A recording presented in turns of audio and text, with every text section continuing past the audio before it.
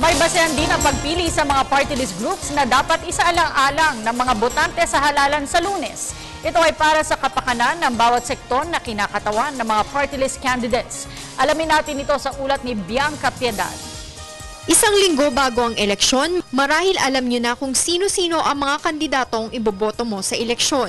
Ngunit sino naman sa grupo ng party list ang karapat-dapat mong ilagay sa balota?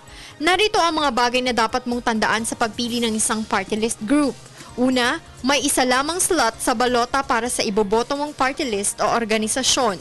Oras na lumabis dito ang namarkahan mo sa balota, void o walang bisa na agad ito sa precinct count optical scan o PICOS machine. Bukod sa party list group, kailangan mo pa rin bumoto ng iyong distrito o congressman sa kabilang bahagi ng iyong balota.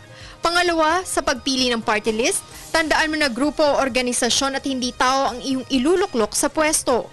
Sakaling manalo ang ibinoto mong party list, sino mang unang nominado nito ang uupo sa Kongreso. Gayunpaman, maaari mo rin alamin kung sino-sino ang mga nominado ng mga grupong ito.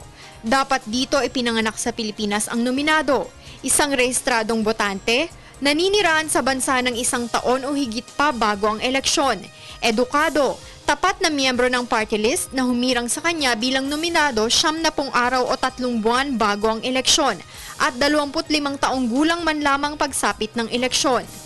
Samantala, dapat din malaman ng mga botante ang numero o bilang sa balota ng kanilang napiling party list group. Pero pinakamahalaga sa lahat, dapat malaman ng publiko na magkakapareho ang tungkulin, kapangyarihan at benepisyo ng isang kongresista at nominado ng nanalong party list group. Kaya talino sa pagboto. Para sa Telebisyon ng Bayan, Bianca Piedad.